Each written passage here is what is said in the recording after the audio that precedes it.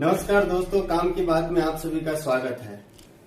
दोस्तों, आज हम बात करेंगे रामनवमी जुलूस यात्रा पे हुई विवाद को लेकर। बिहार से आ रहे नेताओं के बयान पे क्या विश्लेषण किया है अजिताभ अग्निहोत्री सर ने। पहले पश्चिम बंगाल और उसके बाद वहां की लपट आई बिहार।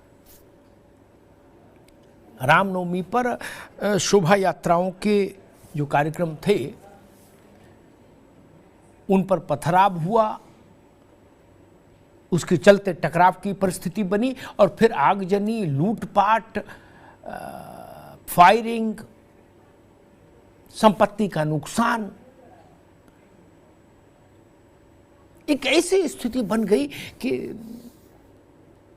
देश के एक बड़े वर्ग को ये सोचने को विवश होना पड़ा कि क्या इस देश में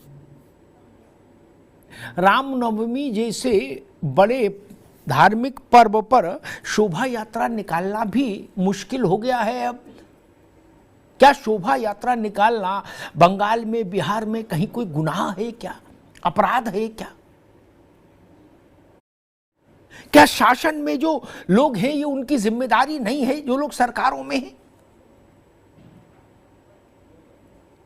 कि कोई भी धार्मिक कार्यक्रम हो, कोई भी सामाजिक कार्यक्रम हो, वो पूरी सुरक्षा और संरक्षा के साथ संपन्न होना चाहिए? क्या रामनवमी अचानक आई थी? क्या शोभा यात्रा का कार्यक्रम अचानक बना था कि किसी को पता नहीं लगा, 30 सेकंड में बन गया और हजारों लोग निकल आए रथ लेके? नहीं ना, कैलेंडर में दर्ज चीजें हैं कि रामनवमी कब आएगी, आएगी तो त्योहार मनेगा। फिर ये कैसे मान लिया जाए कि बिहार को समझ नहीं आई बात, वहां के कलेक्टर को, कप्तान को, आईजी को, डीआईजी को, मुख्यमंत्री को, डिप्टी चीफ मिनिस्टर को कैसे मान लें? ममता जी को समझ नहीं आई, अचानक हो गया। अचानक कैसे हो गया भाई? रामनवमी है, शोभा यात्रा निकलेगी, जुलूस निकलेगा, उत्सव यात्रा निकलेगी, तो उसकी सुरक्षा की जिम्मेदारी तो लेनी होगी ना।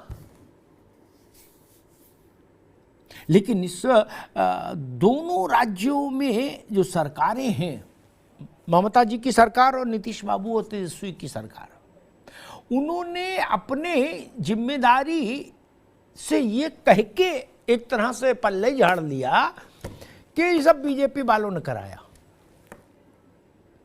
ममता बनर्जी ने कहा कि बीजेपी वालों की साजिश है, सोची समझी साजिश है। तो बिहार वालों ने कहा, तेजस्वी यादव ने कहा ये संघी साजिश है। उन्होंने उसमें संघ को भी घुसेड़ दिया, राष्ट्रीय स्वयंसेवक संघ। हम मान लेते हैं कि आप जो कह रहे हैं, मतलब सरकारें जो कह रही हैं दोनों राज्यों की, वो बात ठीक हो मान लो 1%, तो भी क्या आपकी जिम्मेदारी नहीं थी सरकार होने के नाते कि साजिश किसी की हो वो सफल नहीं होनी चाहिए? क्या सरकारों के दलों को जनादेश इसलिए मिलता है राज्यों में सरकार चलाने का कि वो केवल ट्वीट करके अपना दायित्व का से पल्ला झाड़ लेंगे कि जी फला फला की साजिश थी, हम क्या करें? फिर आप किस लिए हैं? सीधे सच्चे मन से स्वीकार करिए कि आप असफल हुए सरकार के तौर पर, मुख्यमंत्री के तौर पर। यह भी स्वीकार करिए आपकी पुलिस प्रशासन, खुफिया एजेंसियां असफल हुई, बंगाल में भी और बिहार में भी। नालंदा के बिहार शरीफ में क्या स्थिति बनी, सासाराम में क्या स्थिति बनी, बिहार शरीफ संवेदनशील है ये पता नहीं था क्या आपको? अरे संवेदनशील का भी टोटका आप ही लोगों ने पाला और पुष्पित और पल्लवित किया है। नीतीश बाबू तो पुराने आदमी हैं, तेजस्वी तो चलो अभी युवा है। नीतीश बाबू ने तो दुनिया देखी है ना। 1981 में जो दंगा हुआ था इसी बिहार शरीफ में, 50 से ज्यादा लोग मारे गए थे। दिल्ली से लेके पटना तक हंगामा मचा था। क्या पता नहीं? और सारी चीजों से आप ये सिर्फ एक लाइन का ट्वीट करके, एक लाइन का बयान देके अपना पल्ला झाड़ लेते हो, भाजपा वाले करा रहे, आरएसएस वाले करा रहे। ये ठीक नहीं। और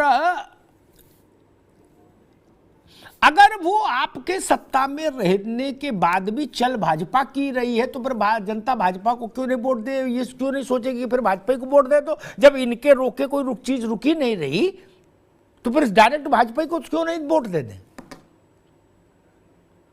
ये एक विचित्र तर्क है। लोकतंत्र में ये तर्क स्वीकार नहीं किए जा सकते। और मुझे तो जो आहट दिख रही है ना, वो ज्यादा विचित्रता भरी दिख रही है, चाहे बंगाल हो चाहे बिहार हो। मजहबी हिंसा चुनाव से जुड़ रही है, चुनाव से जुड़ रही है। दोनों राज्यों की सरकारें ये संदेश देने की एक तरह से प्रकारांतर से कोशिश कर रही हैं कि एक वर्ग हमारे पीछे खड़ा हो जाए आके पूरी मुस्तैदी से, तभी उसकी सुरक्षा संरक्षा होगी। इसको बोलते हैं तनाव, सांप्रदायिक तनाव से लाभ, राजनीतिक लाभ। इसीलिए मैं कई बार कहता हूं कि सांप्रदायिक तनाव और दंगे भी कई बार राजनीतिक तौर पर लाभ देते हैं। दंगे भी कामधेनु हो जाते हैं सियासत में। उल्टी गति होती है सियासत की, जान लीजिए। इसीलिए दंगे जैसी चीज भी कामधेनु हो जाती है। पोलराइजेशन वहीं से पैदा होता है, और इतना तीखा और शार्प पोलराइजेशन पैदा होता है कि जिसमें फिर आपको चुनाव में बहुत मेहनत नहीं करनी होती। मैं पूरे दंगों के इतिहास में नहीं जाना चाहता कि देश में जब जब जहां जहां सांप्रदायिक तनाव हुआ उसके क्या नतीजे आए चुनावों में, लेकिन ये रास्ता ठीक नहीं, ये रास्ता खतरनाक है। हमारे साथियों ने एक रिपोर्ट तैयार की है, जरा उस रिपोर्ट को देखिए और उसके बाद फिर बहस में चलेंगे और इस मामले को समझने की कोशिश करेंगे कि बिहार और बंगाल के पीछे ये जो सांप्रदायिक हिंसा है, इसके पीछे की सियासत क्या है।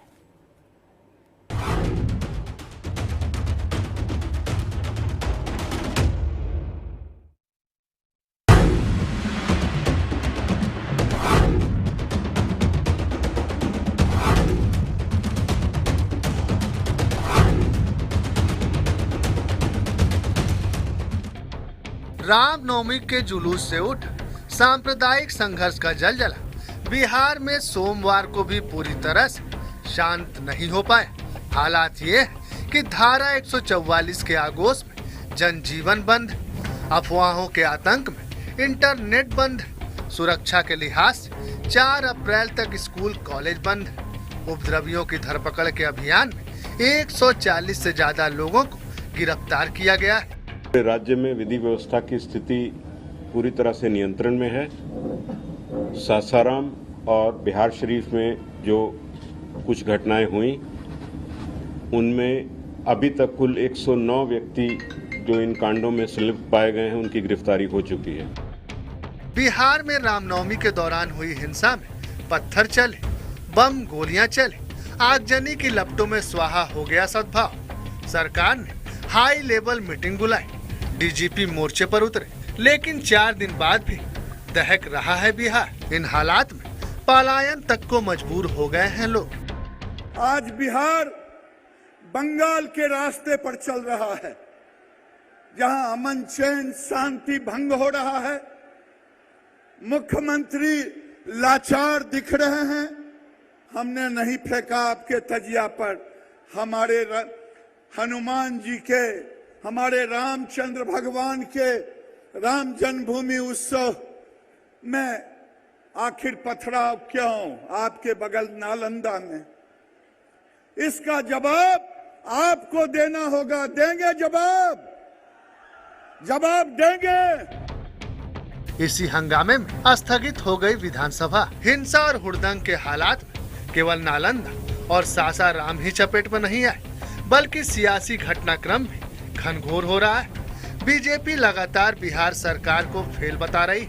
वहीं एक घमासान गृह मंत्री अमित शाह के बयान पर भी मचा है।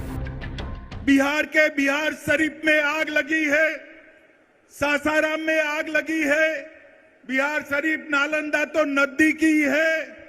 चिंता हो रही सबको। मैं आपको कहता हूं 24 में मोदी जी को पूर्ण बहुमत दीजिए, 40 में 40 सीटें, और 25 में भाजपा की सरकार बनाइए।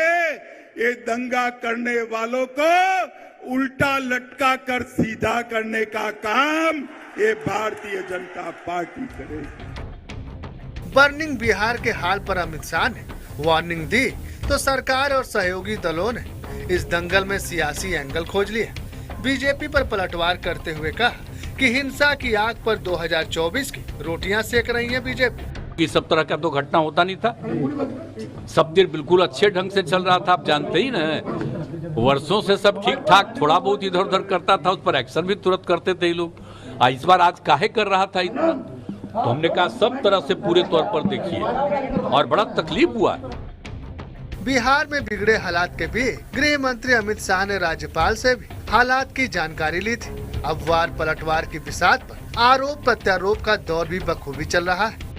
बीजेपी जब महसूस करती है कि वो कमजोर होते जा रही है, तब वो उन्होंने ऐसे दंगे कर दे देते हैं और लोगों को पोलराइज करने के लिए यानी अपना एक काम करते हैं। ये तो बीजेपी का ही काम है।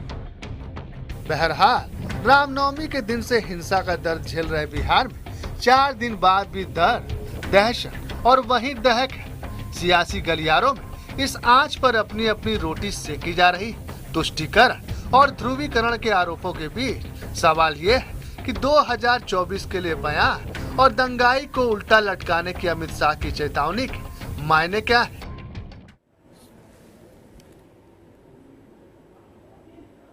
क्या केवल ये कहे कि कोई राज्य की सरकार अपने को आरोप मुक्त, दोष मुक्त, दायित्व मुक्त कर सकती है